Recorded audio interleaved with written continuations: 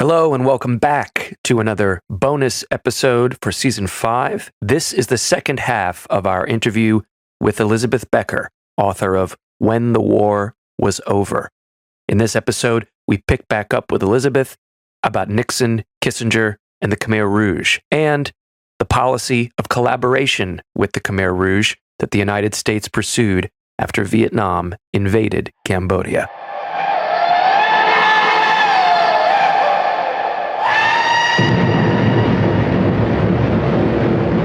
So once the coup happens, we've got some, choice quotes from Nixon and military officials saying that was really sort of the key that opened the door to Cambodia, the Cambodian invasion in 1970. What was the stated aim of the invasion of Cambodia versus the reality? What was the cost then of Nixon and Kissinger trying to win Vietnam by expanding it into Cambodia? Targeting these so-called sanctuaries.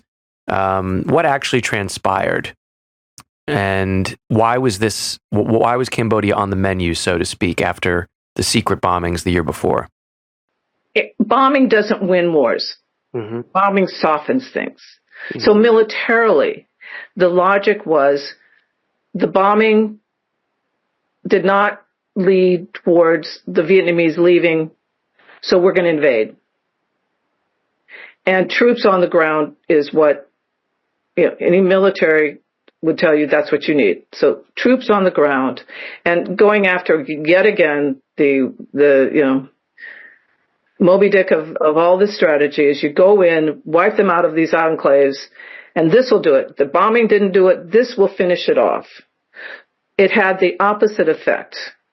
Instead of going back to Vietnam, the very strong North Vietnamese troops took over good parts of Cambodia. It's had the opposite effect. And, they were already there. They just spread all the way out. And within a year, I think, if I remember, within a year, half of Cambodia was Vietnamese controlled. So it was awful. As I said, Sihanouk, by his own disposition and in order to discourage any ideas of coups, he had not built up a strong military. So now you have, and we're still 3 people. It takes a while for Lon Nol to become the sole leader, but you still had Cheng Hang, Prince Sirik Matak, and Lon Nol. They have to build a military almost by scratch, and they're looking at the Americans, who essentially had promised them the world. Well, let's go back to what's going on in the United States. Instead of ending the war as promised, they expanded it. So Kent State happened, Jackson State happened. It was the biggest demonstration. Students were killed in both the campuses. And at that stage, our Congress actually was strong and stood up to the administration, the Nixon administration, and said, you cannot have a war in Cambodia. The troops have to leave, and they left. So that put an even greater burden on this feeble military. Now, there were some great military leaders, but they needed help. So the Americans had to put together money and try to build it. And the classic situation happens where they're not prepared for it. Corruption hurts it. Lon Nol, as the military leader, who eventually then takes over political power as well through military law, he overly ambitious offensives, Chenla 1, Chenla 2, fail, and you're in a horrible situation. All the while, the North Vietnamese are doing very much the bulk of the fighting, and behind the front lines, the Khmer Rouge are giving the support they needed. And at the head of it is Prince Sihanouk, who's gone to their side. He's so upset. He is the true Cambodian. He's the leader. So when he's overthrown, he ends up in Beijing, and he agrees to be the figurehead for the Khmer Rouge. And so that's critical for bringing the countryside on the side of the Khmer Rouge. And it's critical for bringing all of the resources of the communist world through that to the Khmer Rouge. So they have several years to build up their strength and be prepared for war.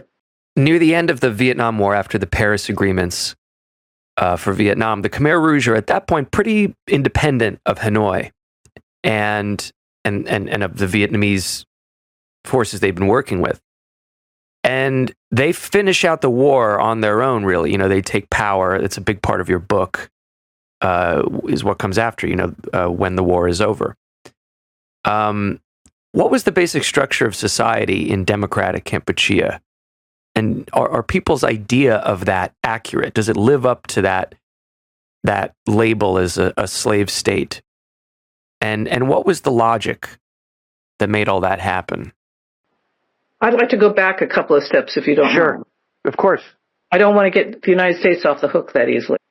After the Paris Peace Accords, the only country that didn't sign was Cambodia. The Khmer Rouge refused to sign. So the United States couldn't take part in the war in Vietnam or in Laos, but they could in Cambodia, in the sense that they were not forbidden from bombing. So you had the largest bombing campaign of the Cambodian War during that period. And I was a reporter there. And there was no press release from the U.S. Embassy, but we started getting all this. And the bombing was no longer restricted over here on the border. It was most parts of the country. And it set up a couple of things that will inform how the Khmer Rouge rule. First of all, the bombing in the countryside led to a huge influx of people into Phnom Penh. I cannot exaggerate how unprepared Cambodians were for this. Many of them didn't know what an airplane was. I had multiple people telling me, "Why is there fire coming from the sky?" The destruction. Well, it's not an industrial country, but still the livestock, homes, so on and so forth. We'll never know how many people were killed. By this point, the United States did not believe in body counts, but it made the country, Phnom Penh particularly, very bloated. And it gave the Khmer Rouge a sense of their invisibility. They're surviving these bombings. And they had the tactic of, they got very close to the Lon Nol army so that they could avoid it. And so they have this outsized sense of invisibility. And once Congress stops the bombing, and it becomes quite clear what's going to happen. And this is the stage, and this is the last point I want to make before we go to 75, is that at this stage, Cambodians, my friends, the Cambodians in the country said, well, the Vietnamese are going to be gone. The Vietnamese are gone. The Khmer Rouge are Cambodian, and Cambodians don't do bad things to Cambodians, so we're fine. And they all expected, unlike in Vietnam where they were terrified, in Cambodia they expected an easy peace.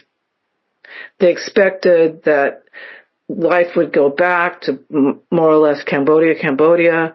Because that's all they'd known. The war was relatively short in Cambodia compared to the rest of Indochina. And so I can't tell you how heartbreaking it was that no matter what you said to them, that all your reporting said something else, it didn't make any difference. So that's the stage for 1975.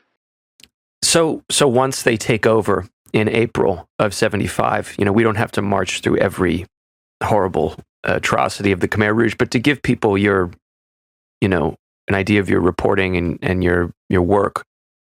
What was this period like? What was the basic logic of the Khmer Rouge program? And they were only in power for a few years. What was the trajectory of that program from day one? And maybe as a place to start, I think one of the interesting sort of the descriptions of what happens when young Suri and now Pol Pot arrive in Phnom Penh, and sort of thinking about how specifically the people who come to really control the state of democratic Kampuchea, how they begin to organize their power once they are back in the country. These are people with zero true experience running anything. So they have no idea how their extremely radical program is going to be very, very hard to implement. Their incompetence. I cannot assert for this whole thing. Just remember, they're incompetent. They have the idea. They take everything literally. So if you want to make a new society, everybody has to be in the same level. No more class. And they also are strategic. And you break up. The easiest symbol was turning a basket upside down. So you turn the society upside down. There are no more relationships. They get rid of all relationships. They close every house of worship, Buddhist temples, mosques, churches. They close schools. They close the marketplace. They break up families. They break up the military. Everybody goes off to the countryside, which is the pure countryside. Now remember, Cambodia's never had a problem with famines or food. So this is not solving a particular food crisis. This is following to the letter some abstract radical ideas about what you do in mid-20th century if you're a radical communist revolution. So, yes, Pol Pot and Ieng Sary come in a few days afterwards. The different sectors, military sectors, have pushed people out. Hospitals have been emptied.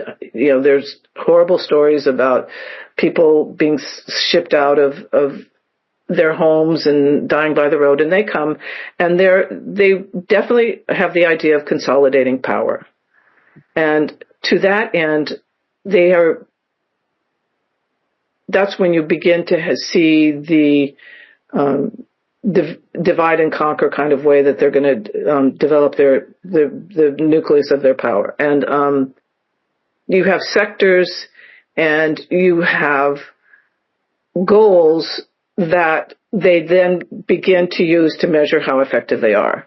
But to read what they write and say is to be amazed at the turgid, ideological words that cover up the most inhumane, barbaric way to rule people. Mm.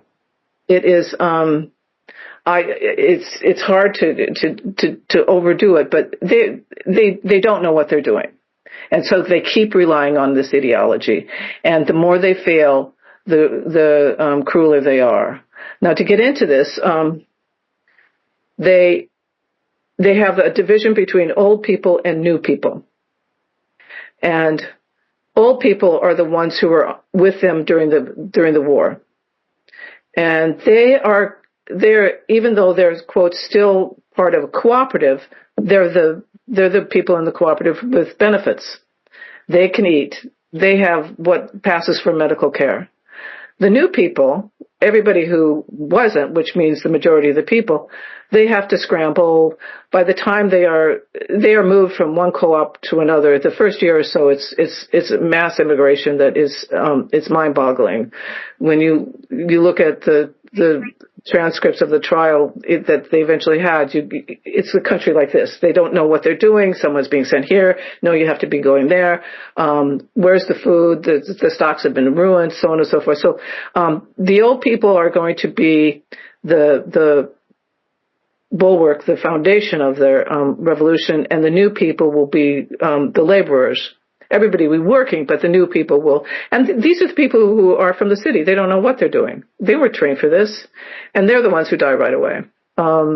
There's quiet suicides.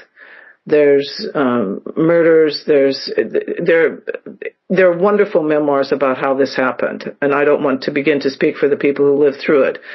Although I'll do a plug for my favorite movie director, Richie Pon, who I will say he just did a wonderful movie based on my book called Rendezvous avec Pol Pot that I would love you to support.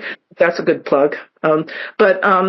They lose, as they're doing this, they lose their sense of what they're doing. And you can see that in everything they do. That's why you have the rise of torture. You have rise of the killing fields. They're trying to do, for example, one of the documents that just I can't forget. They're trying to record some meeting. Tape recorder doesn't work. Tape breaks. Do they try to find some technician to help? No. They find someone they can blame and take him to the torture center and murder him. That epitomizes what they do. They send people out to cultivate rice who don't know how to cultivate rice. The wonderful, before you had a great rice harvest normally in Cambodia, sometimes two crops a year. Now they're failing. So instead of saying, okay, we have to find some experts to help us, they start killing people and not just because they failed, but because they have to be agents of the CIA or the Soviet Union or the Vietnam, and you have this rise of, it's so irrational, it's hard to explain to people, but you can't forget how incompetent they are and how ideological they are. Well, there's also, you're describing very paranoid people, and this paranoia was also not something, I mean, here it seems really latent and destructive and quite active, but also it's not a new phenomenon with this group of people and with their ideology. Where did that paranoia that sort of becomes so destructive at this moment come from? The fact, going back, that they're Cambodians who are being overlooked by the Vietnamese. That's one of those resentments they fed themselves. I mean, they could never get over that, and the resentment, and that resentment carried all the way through.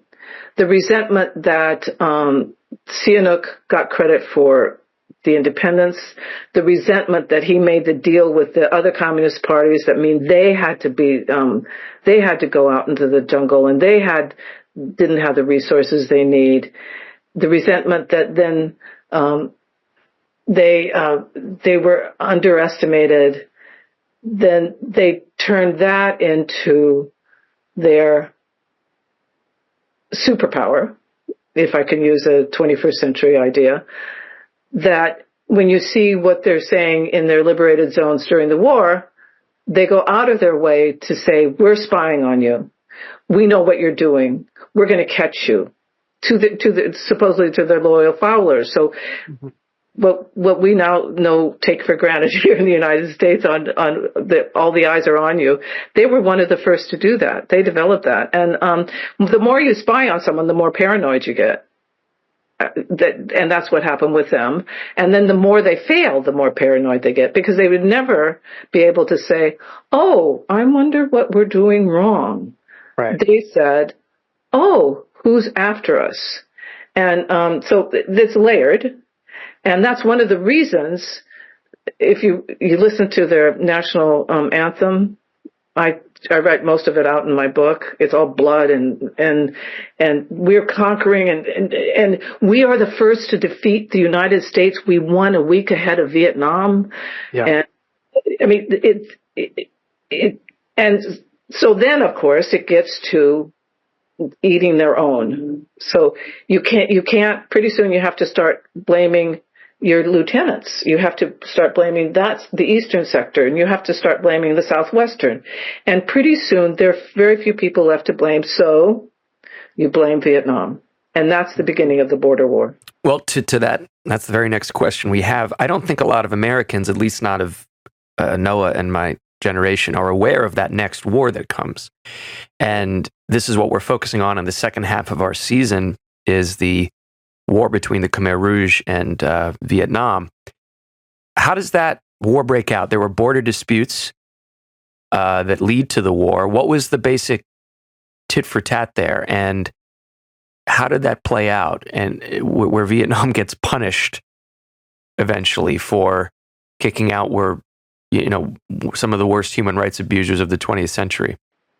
That's the part of my book that people still freak out about. It's the one most controversial, because we'll start with why the war.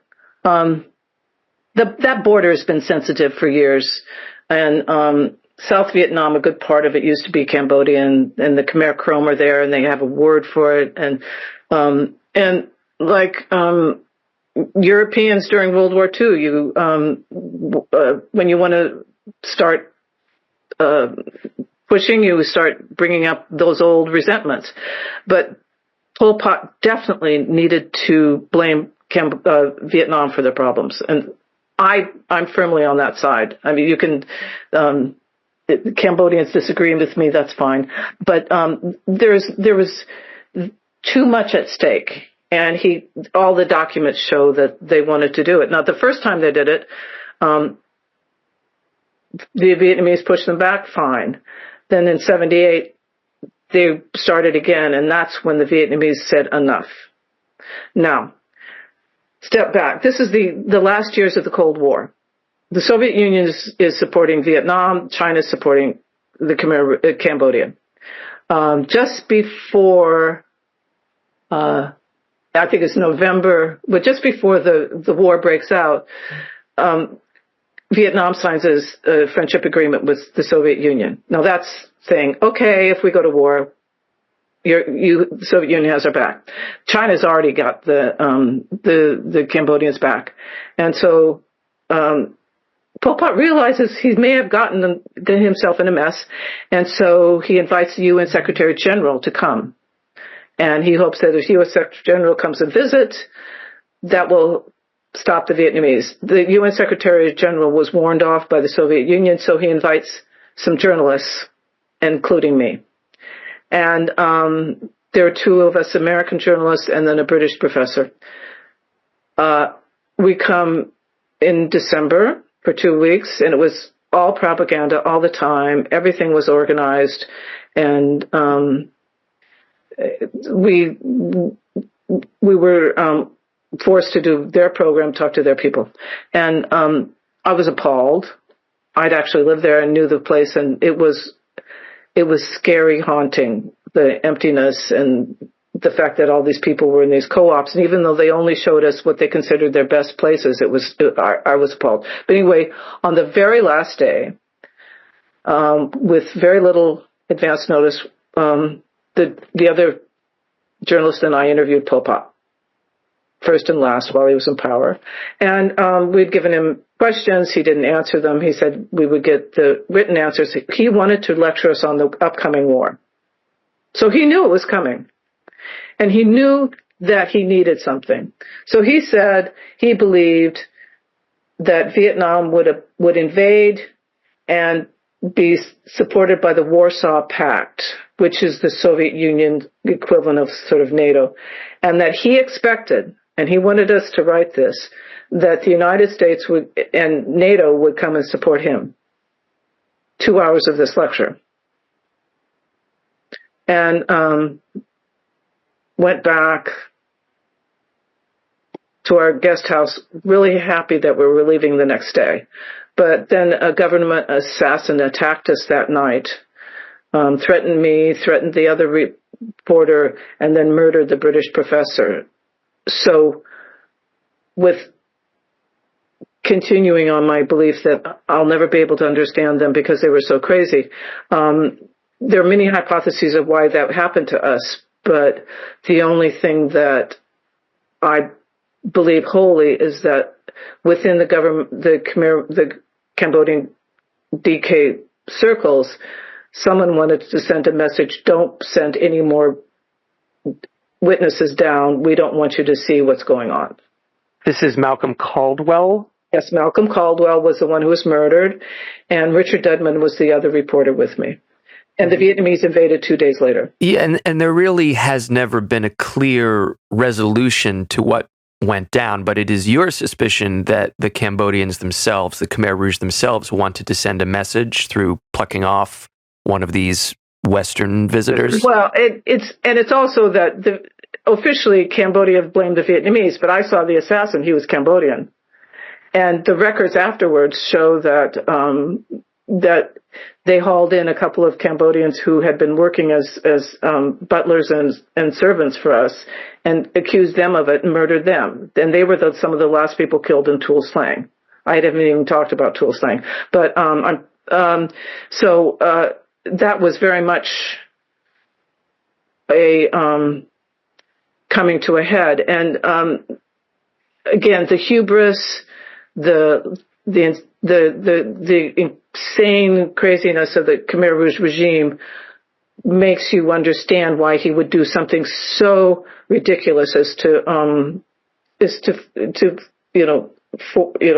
taunt the Vietnamese who've had it and who had had it, and they thought that they would be rewarded for getting rid of Pol Pot.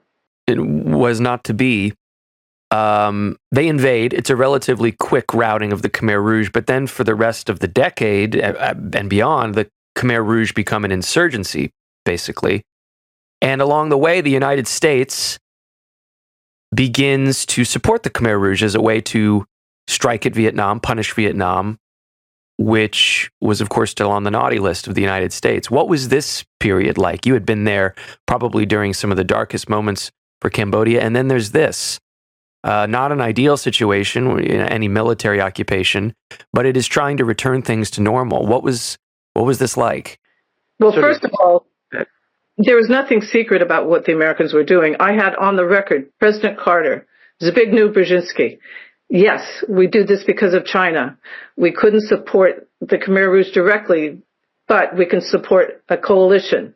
There's no, with Southeast Asia, with Europe, supporting them.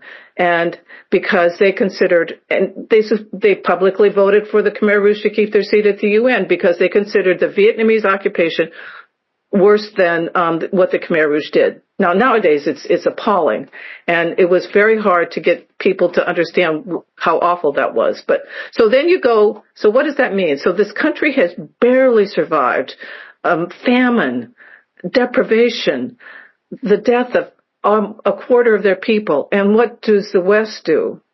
And their Southeast Asian neighbors, they turn their back on them. And they say, I'm sorry, we're going to be part of this whole isolation. We're going to isolate Cambodia. After the Khmer Rouge had isolated Cambodia, now the Westerners isolate Cambodia. They need food. They need help. What happens in 1980, you're having the downfall of the Soviet Empire. There's not a lot of money to help them. And nothing Vietnam does will get them out of this hole. I think some of the countries that win a prize for coming to the fore were like Australia. I'll get the hats off to them. But so I was there off and on during this time. And everybody was happy that they were out of it, but nobody could understand the world's response. Nobody could. The big deal was to be able to get to Cuba, to get some studies in. They were learning Spanish instead of French. The refugees on the border was a huge story. The story that the Americans heard mostly were about the refugees and how the United States was helping the refugees. There are very few stories about inside Cambodia. And the cliche was, this was Vietnam's Vietnam, which is completely wrong. Some good people in the United States government were trying to turn it around. They tried to bring sense to it, and multiple peace conferences. Nothing happened. Every time I went back, it was a slightly better, but you could see the horror. It was almost like they were living. It was temporary. You had a total sense of temporary. There wasn't enough food. There wasn't enough medicine. They tried to rebuild education, but they kept being blocked. Friends who could left. The best left because there's so little to stay for. And, irony of our ironies, the people who stayed were the ones who eventually ran the country, like Hun Sen. But finally, Vietnam pulled it's called the bluff. They had hoped for a final peace agreement, and nothing happened. So they said, okay, we're withdrawing without a peace agreement.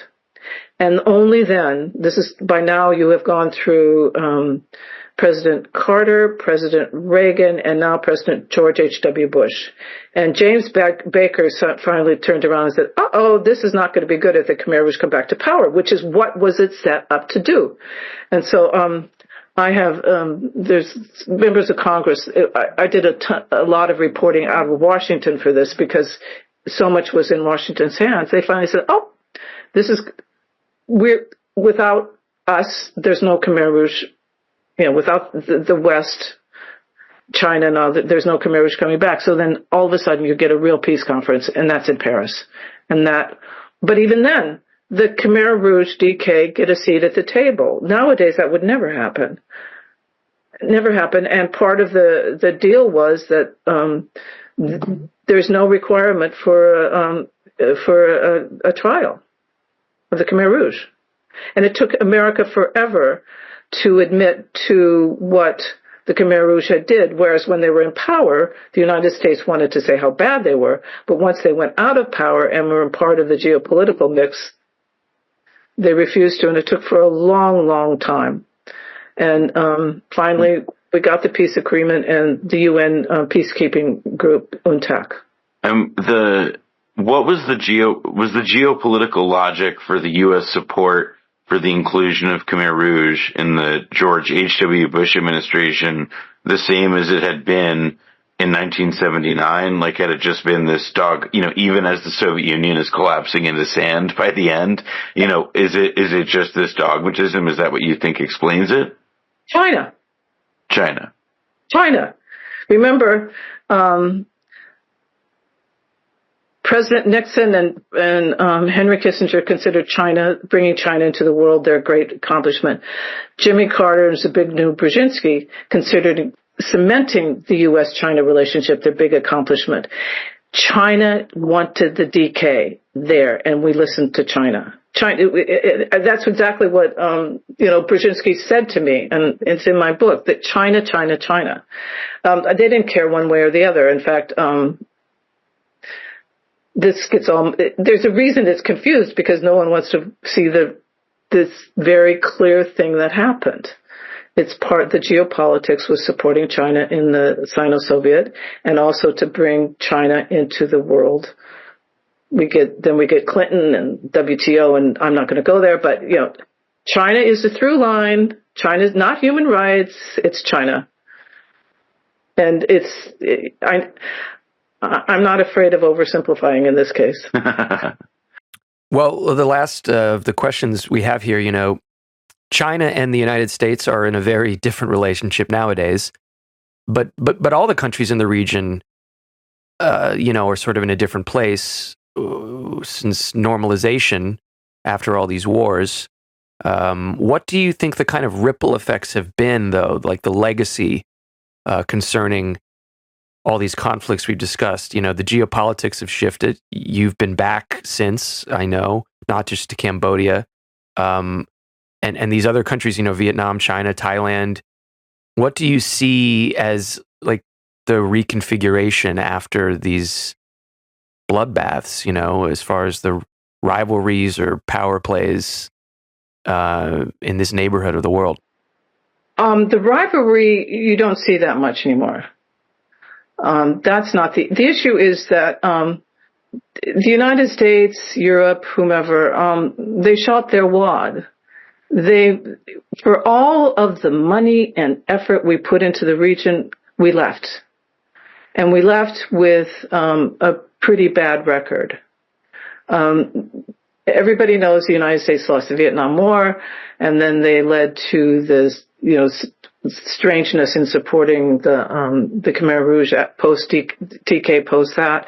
But we're gone, and our thrust has been either military or trade, the economy. So for all of our human rights and democracy, that's not been what we supported, and we're not really on the ground, and it's left. Their obviously big neighbor China is there. That's geography. They're there, but in terms of democracy and that, it's been a horrible legacy. There's not what countries had a democratic election and transferring of power from one party to another recently? Indonesia, Malaysia. I'm running out of countries, and the corruption is horrible. You look at Transparency International; they're bad, and a lot of it is single party rule. Cambodia is like single party run by one family, a mafia style thing. Since 2017, they have pretty much disabled all the democratic rights. They're now in the middle of scams of untold horribleness to bring people from all kinds of countries down to human trafficking in casinos and so on. I mean, it's sad what they've done to Cambodia, but it's because of the lack of follow through. I mean, when the UN, last tidbit, but the UN supported a really good election, democratic. Prince Sihanouk's son won, and then Hun Sen, who ran the country all during the Vietnamese occupation, Hun Sen threatened the equivalent of a coup and refused to recognize the elections. Sounds familiar? Well, the UN caved, and they said, okay, well, then we can have two prime ministers, not just Prince Ranariddh, but also Hun Sen. And within a few years, Hun Sen had gotten rid of him and has now taken over the country. Now his son is running it. And we caved, and we keep caving, so showing that what really mattered was not that democratic election, but it was simply to get out and pick up our marbles and go home. So Vietnam, dynamic but corrupt. Thailand, democracy is disappearing. Myanmar, God help them. But you stand back and Southeast Asia looks very, very dynamic, and they're making money, and the tourists are coming, and Singapore is cool, and everybody wants to be like the Southeast Asia tigers. Elizabeth Becker, thank you so much, both for your work that we drew on extensively for this season and for speaking with us here today.